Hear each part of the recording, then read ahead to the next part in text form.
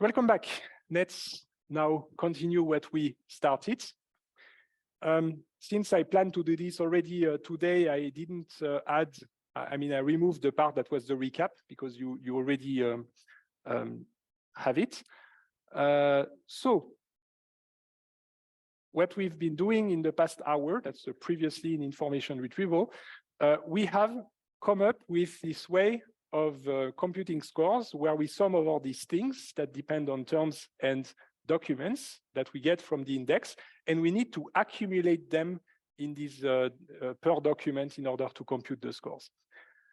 Can we improve things? The answer is yes. We can absolutely improve things a little bit to make things a bit smoother. The first thing that nobody observed that actually, but the query length is absolutely totally utterly useless because that's a constant that's not going to change the scores, so we don't care. In terms of the smart scheme, we just can put n for the normalization of the query. Right? So the query length is totally useless. There it goes. Okay, what's next? The division by document length, you don't need to do it every time, at every term. You can just do it once at the end, right? So we can just offload this to here and just keeping as a reminder that at the end we need to divide by the document's length, right? So now we are just left with a product. Okay, another extra approximation or improvement is that we can do a quick intersection algorithm to get the documents for which we do have the terms appearing. Because if they're not appearing, then we can remove the accumulator. So in that case, we just need to keep 3, 4, 7, and 8. Note that this is not always true because we have some of the schemes in Smart that don't have a 0 if the term doesn't appear. If that's the case, then you do need all accumulators. But if you use, in that case, like the scheme with TF IDFs, then you can do that. You can remove the accumulator. So now we only have 3, 4, 7, and 8. Okay, for this one. Furthermore, if you look at a query will not repeat terms, right? I mean, probably a lot of you already use the search engine, but you type your words, you probably don't repeat them. Maybe you would repeat them if you're copy pasting an error message, that you want to find and so on. But in practice, it's not very important to repeat terms in a query. So in fact, on the query side, you could use a set of words model. You don't need the term frequency, and you can get rid of TF of the query. You just use one, basically. What are we left with? Then, yes, we can also get rid of the inverted document frequency because it's already there on the document side. So we have it twice. We have it in the query vector and in the document vector. So we can get rid of it by just having it once. And that means that we also don't use it on the query side. We only have IDF on the document side, but on the query side, it's N. So basically, on the query side, if I'm correct, we have N, N, N.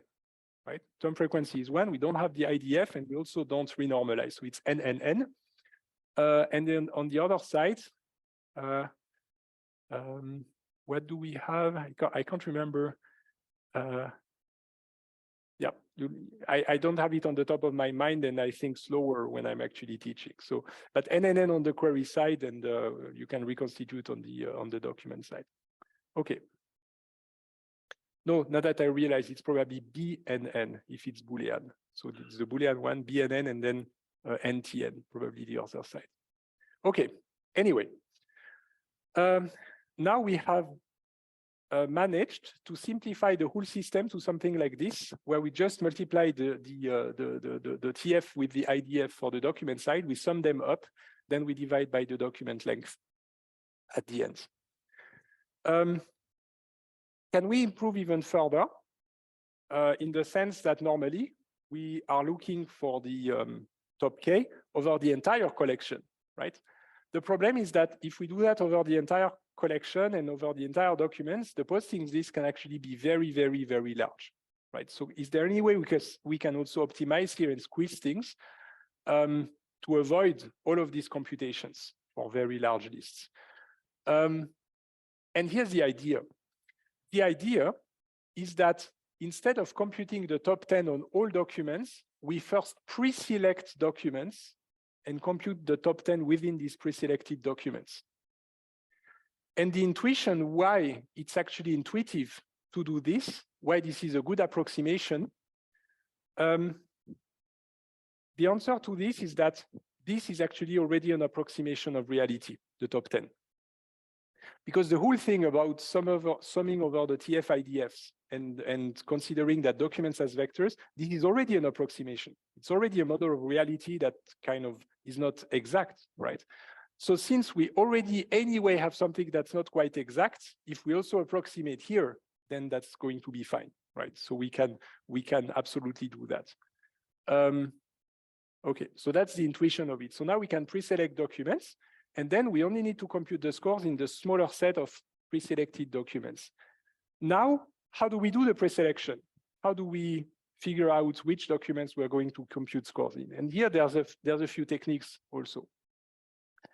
For example, so I'm going not to use numbers in the purple zone here, but rather I'm going to use these these bars, right? So the high IDFs have high bars, and the lower IDFs have small bars. It's more visual. And now I have this query ETH Zurich and school. Then probably you will notice that you want to focus on ETH and Zurich that have the high bars, right? And less so on N and school, which have the lower bars, right? So you probably want to do something like this, where you just consider ETH and Zurich. Okay, and you completely drop N and school. So N, that makes sense, it's the stop words. School, it's just for the purpose of an example that might be less current, but ETH and Zurich are more characterizing. So in that sense, we completely eliminate some of the postings lists and focus on ETH Zurich in here, just the high IDFs. Okay? And by doing that, we get an additional benefit. It's that these low IDF postings list, these are also the long ones, right? The higher the IDF, the shorter the list. The lower the IDF, the longer the list. So we are doing ourselves a favor by dropping the low IDFs, because these are exactly the ones that are even costly computationally. So they are both costly and less useful. So this is a set of two motivations for focusing on the high IDFs. Okay, and it turns out, in fact, to be a rederivation of the idea of stop words, in fact, doing that, because we are essentially just removing stop words. Okay. Now there is another idea. Instead of focusing on the IDFs directly, we can focus on the term frequencies instead. And then, given the query terms, we can try to look for the documents that contain many or all of the terms. So the documents that contain only one term, for example, just contains ends. Probably this one we want to ignore. But if we have a document that has its ID everywhere in every one of the query terms, then probably these are the ones we want to keep, right? This is something we can figure out with the intersection algorithm. Right. You can adapt the intersection algorithm by not actually computing the full intersection, but you lower the thresholds. Here, you don't want all 4, but maybe 3 is enough. So you keep all the documents that appear at least 3 times. And you can just do that with a linear traversal. Right? For whom is that clear? It's exactly like the intersection algorithm, but just slightly changed. Okay.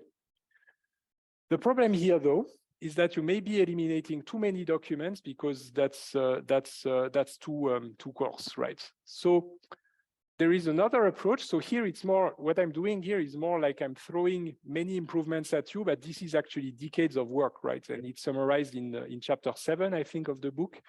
So I'm just throwing all of that at you, and then you can pick the improvements that you want. So here's another idea that people came up with. This is called the champions list. So what the champion lists involve is that you sort these document IDs, these postings, not by document ID, as we've done before. Instead of sorting them by document ID, you sort them by decreasing term frequency. And here, again, I use the bars for the numbers. So first, the documents that contain a lot of time, ETH, and then you decrease, decrease, decrease, and the ones on the right contain less. And then you cut. You basically draw a line where you say, in here, I stop. So everything that's on the right, that goes away, I only focus on the parts on the left. So I only keep the top R document, where R is some constant that I define. Here it's 7. Okay. And what you do is that you prepare your index by only keeping the top R for each term, and you compute the union. In that case, that would be the union, because you're searching for both words, for the top R for each term. Everything that's outside that rectangle, you ignore it, right? So this is going to take less time because we are computing this thing on less documents. Okay. R is something that can be chosen statically, and I mean that when you build the index before the query. When you build the index, you can already set these thresholds in there to identify R.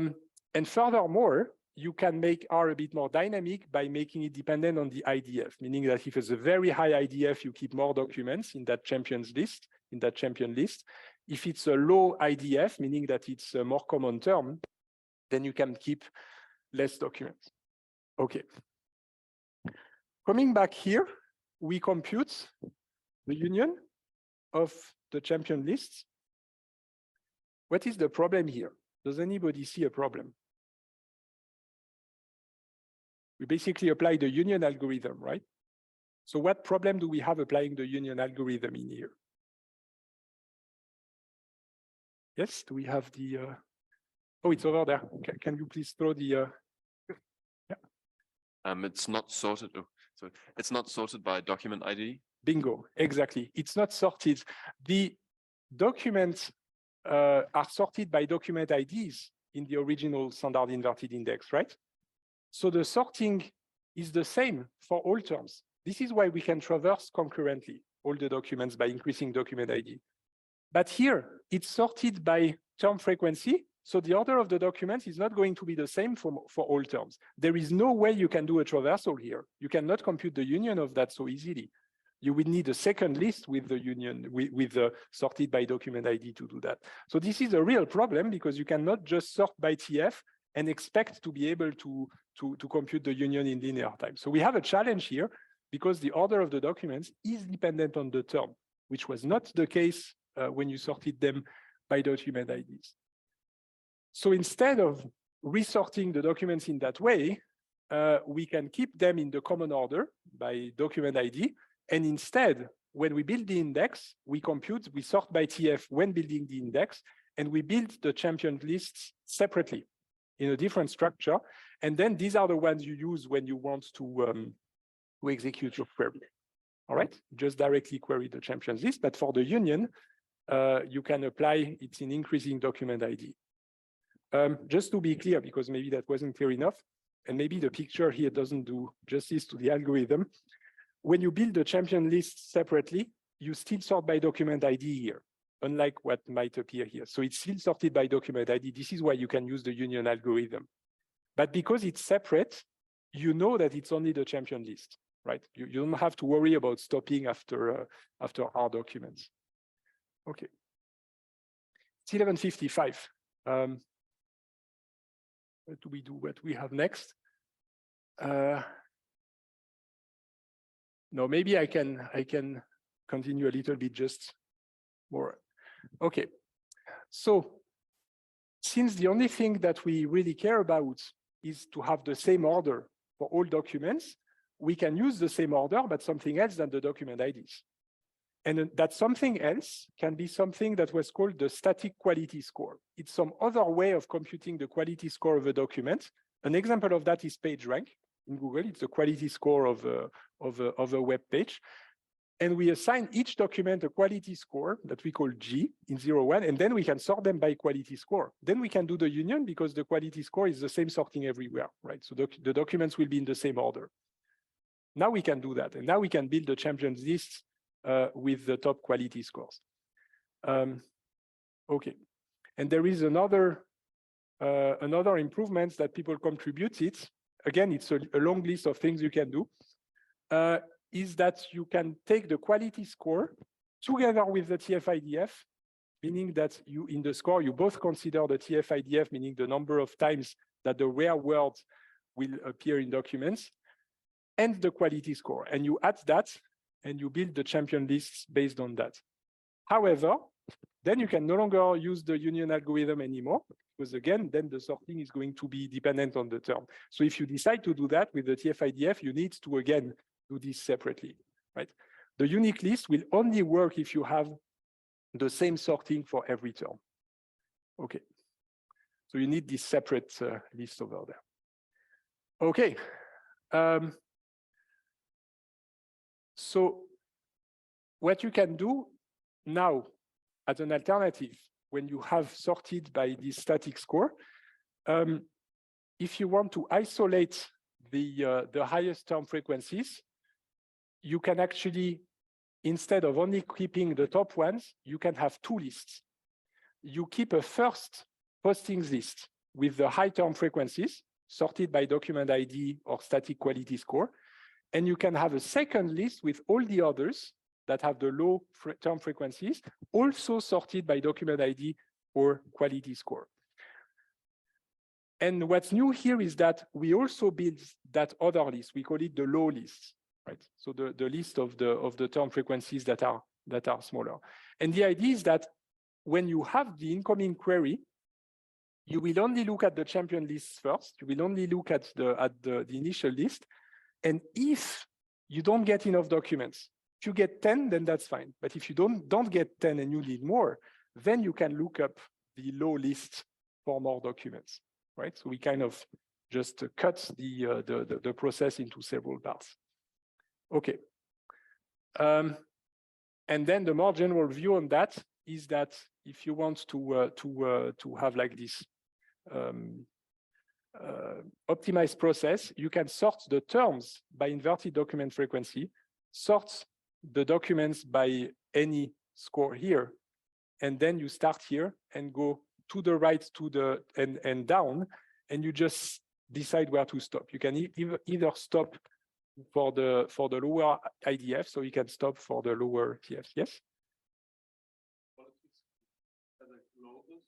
Yes. No, it's a global score. Yeah, that's exactly why we can use it instead of the document IDs for it's the same sorting. That is very important because if that were not the case, we couldn't do this, right? Okay. All right, and I'm going to stop here. I feel this one is a bit strange to teach because that's basically just a collection of small tricks that people invented over time, and that's how you should take it, right? So in chapter 7 of the book, you will find also another way of explaining these tricks, right? So today we discovered the scores, a way to rank the documents with the vector spaces. We saw how we can compute the scores as a sum of things over terms and documents. And that gives us a system actually just like Google or Bing, or now you know how this can be done. So I'm going to stop here. And next week, I'll finish a little bit that, and then we'll look into how to evaluate systems with all the metrics to say if a system is good or not. Thank you very much for attending. Enjoy the exercise session that I think is on the vector space models this time. And see you next week at 10 a.m. for the continuation. Thank you.